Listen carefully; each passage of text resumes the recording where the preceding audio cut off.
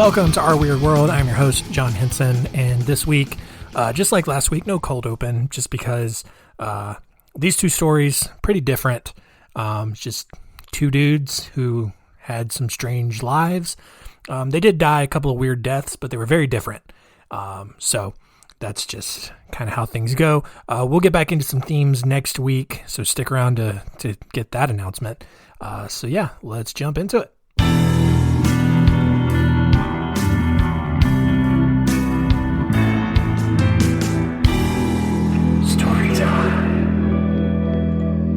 Our first story today is of Bud Dwyer, and Bud was a career politician who began serving as a state representative in Pennsylvania in 1964.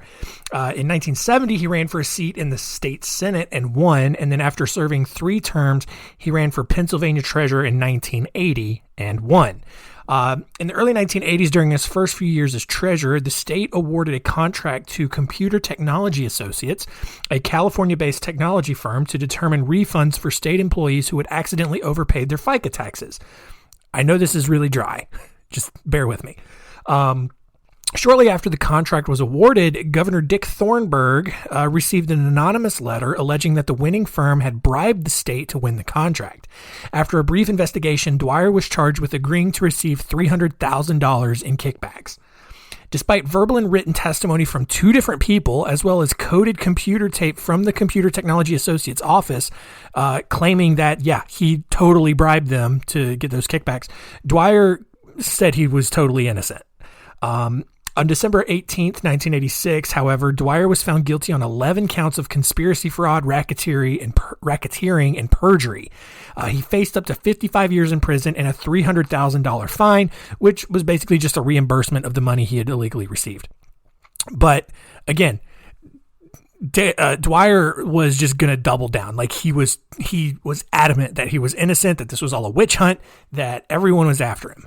But the day before his formal sentencing, Dwyer scheduled a press conference where the media expected him to formally resign from office and admit his wrongdoing. However, Dwyer got up on the podium and continued to publicly profess his innocence, even going so far as to petition President Ronald Reagan for a pardon. On January 22nd, 1987, Dwyer stood in front of several journalists and began reading a 21-page statement. And this is where it gets crazy. Like you can, I don't recommend it, but you can go online and watch footage of this press conference. Dwyer basically just started rambling about the justice system, mostly about how it was just unfair. He singled out the former governor, Dick Thornburgh, the FBI, the judge who had convicted him of the crimes, just everyone. He then started talking about regretting his support for the death penalty, which kind of seemed like an odd thing to bring up there in the end. But roughly 15 minutes into the speech, several media members actually just got bored and started to leave. And Dwyer noticed it, and he says, those of you who are putting your cameras away, I think you ought to stay because we're not finished yet. And it's kind of a ballsy thing for the state treasurer to say, especially as he's about to get ousted for being a corrupt politician. I mean, it's run-of-the-mill stuff. When Dwyer got to the final page of his statement, he then kind of went off script. He called up 3 of his staff members and handed each of them an envelope. The first envelope contained a letter to Bob Casey, who had just been sworn in as the new governor of Pennsylvania. The second envelope contained an organ donor card. Odd, but you'll see what's going to happen if you don't know this story. The third envelope contained individual notes to his wife and 2 children, along with funeral arrangements. What's going to happen, you guys? Why on earth would he do that? Well, sorry. Unbeknownst to everyone, Dwyer had been diagnosed with terminal cancer. He had brokered the $300,000 deal as a way to pay for his chemo treatments, and he knew that he was basically going to die soon. And he knew that, he was probably going to die in prison now, and he may never really get to spend time with his family again. And he was just doing everything he could to go out on a high note. No, I'm just kidding. That's not true at all. Once he had distributed the letters, Dwyer pulled out a large manila envelope that revealed a Smith & Wesson .357 revolver. At that point, everyone in the crowd got real nervous. just because you go into a press conference, you don't expect to see someone pull out a gun. And Dwyer, as he's holding the gun, he says, please leave the room if this will affect you. And he backed against the wall and he held the gun in the air. Immediately, some people ran out of the room and started calling for help. Other people in the audience tried to approach him and convince him to hand the gun over. Instead, Dwyer quickly placed the gun in his mouth and fired a single shot. And this is all recorded on video. And you can go watch it. I don't recommend it. It's just one of those things you don't need to see. In an instant, Dwyer slumped down to the floor and died immediately. Blood poured from his nostrils and the back of his head. Like I said, 5 different camera angles captured the event as it happened. If there was a silver lining to a guy who committed suicide on live TV, it was that Dwyer's wife, Joanne, was able to collect the full survivor benefits from his death since he was technically still in office when he killed himself. The $1.28 million death benefit was the largest payment ever given out by the state at that time. And because of that, many people, including his friends and family, believe that Dwyer killed himself to preserve those benefits for his family and also help them recover their finances that had been drained by all of the legal fees that he had spent during the investigation. So, dirtbag killed himself like a coward, but hey, you know what? He got his wife $1 million to kind of offset all of the crap that he had put them through. Who knows? Next story here is the story of Danny Casolaro. Now, I mean, a lot of people may have heard of the Bud Dwyer story, but this one is a lot more obscure. So Danny Casolaro was a freelance journalist who dabbled in Arabian horses, amateur boxing, and creative writing. I mean, he's just like the most interesting guy in the world. He attended Providence College in Rhode Island and married a former Miss Virginia winner and also had a son. Casolaro's biggest interest, though, was journalism, specifically with regards to the Soviet dealings in Cuba. Fidel Castro, he also had a huge interest in Fidel Castro's intelligence network and the Chinese communist opium smuggling ring. There's a lot of crazy stuff going on in the 80s, in the 70s and 80s, and the 90s, I guess.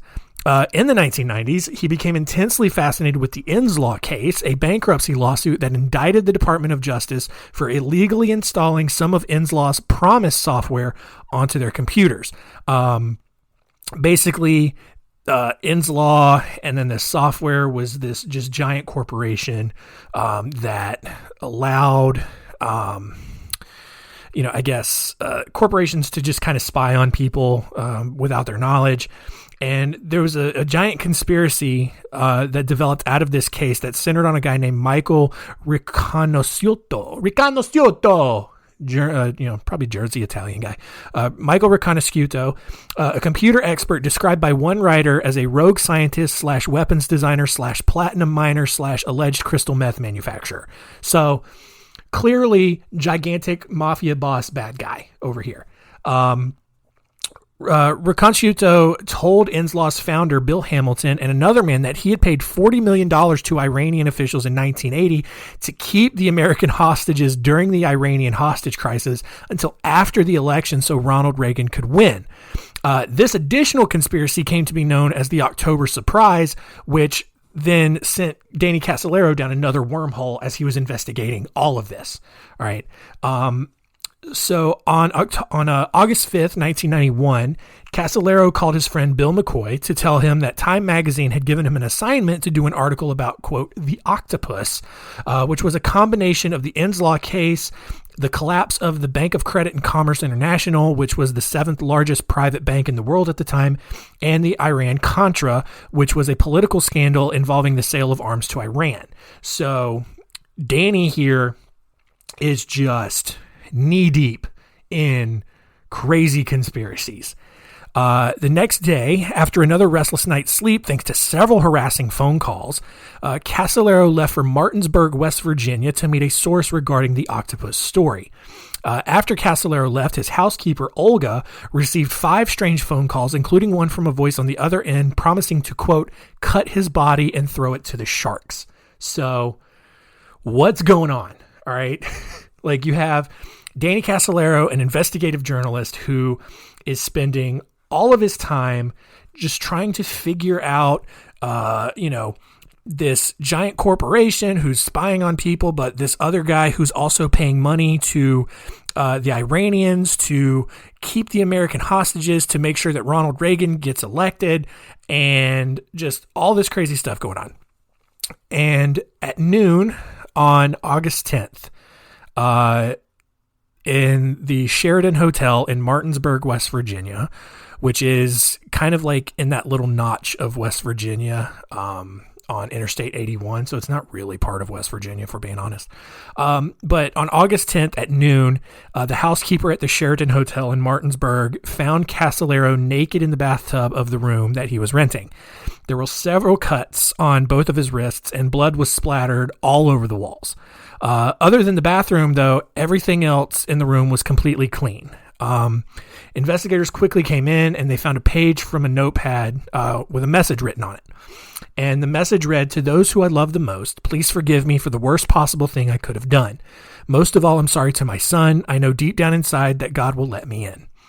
At that point, police just kind of thought it was a suicide and closed the case. But look, guys, anyone who is super into conspiracies, like, those people don't just kill themselves, all right?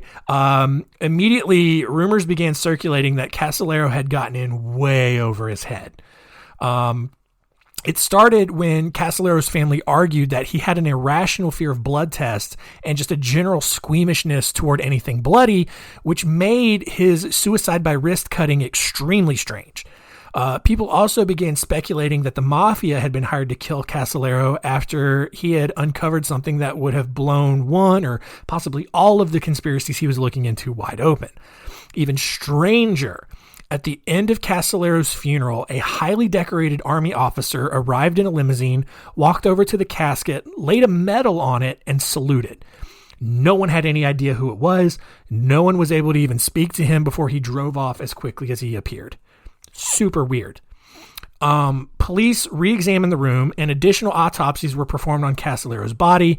However, no one found anything else that could explain his death other than suicide. Later investigations asserted that the FBI had lied to Congress about the death and that they had actually questioned whether or not it was a suicide. Even more, some people claim that the FBI is purposely withholding documents relating to Casolaro's death, while the FBI argues that the files in question are missing. That's really suspicious. To this day, no one knows what happened. Really, what truly happened to Danny Casolaro. Maybe he realized he had dug himself into an embarrassing wormhole that ultimately revealed nothing, leading him to commit suicide out of shame. Or maybe, obviously, you guys, several people realized that he had actually figured it all out and killed him to prevent the truth from really getting out. And that may actually be what happened. Seems odd, though, that police would not be able, at least, technology's not what it is now, but at least in the early 90s, it was still pretty close. And to not have any sign of like forced entry, no struggle, nothing. It's just this random dude who had no signs of mental illness. There was no sign he was really depressed or anything. He's just intensely fascinated in these conspiracies. And then, on top of that, he is super squeamish. He has a fear of needles and blood tests and stuff like that.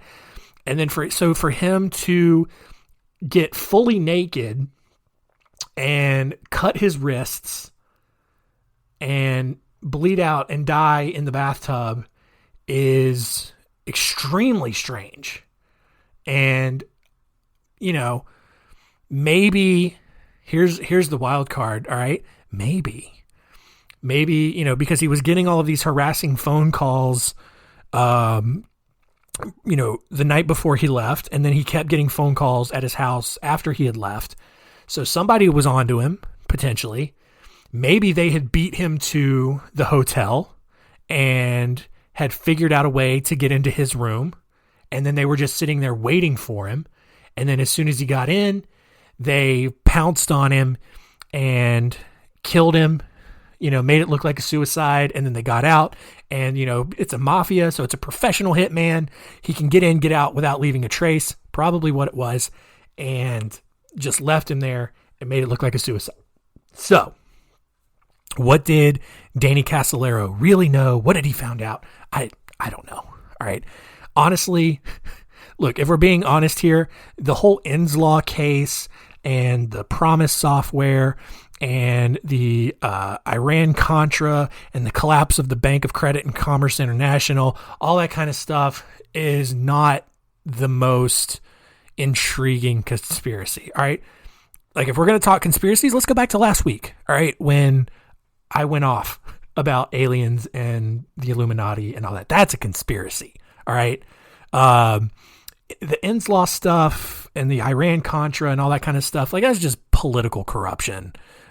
If anything, like, that's it. And, if there were, if the mafia or whoever was involved, sure, it probably involved tens of millions of dollars that would have had people sent to prison for life, but it wasn't like earth-shattering, like, consequential stuff. So, but either way, he died from it. And, yeah, that's the end.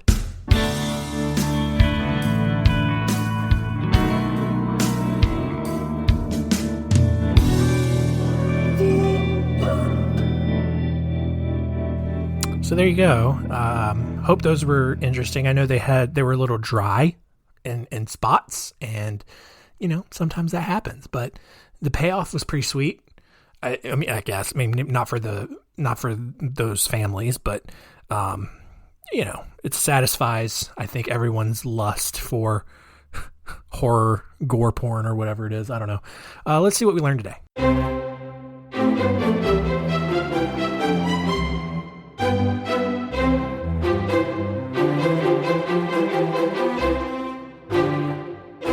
What did we learn? Number 1, Bud Dwyer killed himself on live TV. And you can go find it and you can watch it for yourself. Again, though, I don't recommend it. I mean, unless you really want to see a real person really shoot themselves and really die in front of your eyes. I don't know why you would want to see that. Number 2, Danny Casolaro was an investigative journalist who may have been on the verge of breaking a giant conspiracy wide open, but then he killed himself instead. Or did he? And number 3, look, I mean, come on, if you want to waste your time on some, saltine, bland conspiracy like the Inslaw case, go right ahead. All right.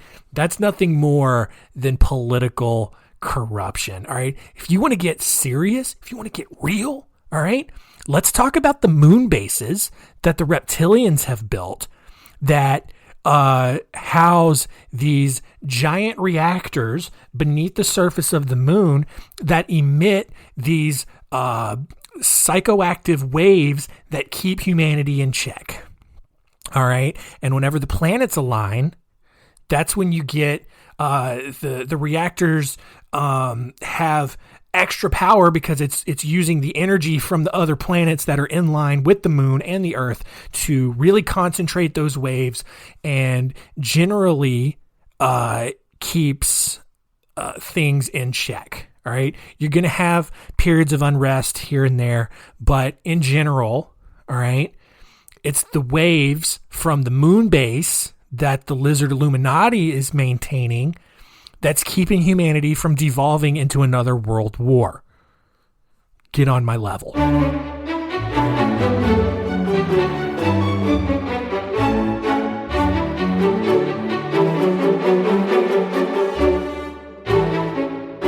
Next week on Our Weird World, we are going to Florida. Oh, it's going to be a good episode. Got a bunch of weirdos. I mean, Florida, come on. Of course, it's going to be a weird episode. It's going to be several stories from everyone's favorite train wreck of a state. We are going to be looking at L.V. Calloway, Carl Robert Brown, the Conch Republic, and Danny Rolling. 4 good stories. It'll be a big episode next week, and it's going to be a lot of fun. So stay tuned for that. Come back next week. Thank you for listening. Tell all your friends, and keep it weird.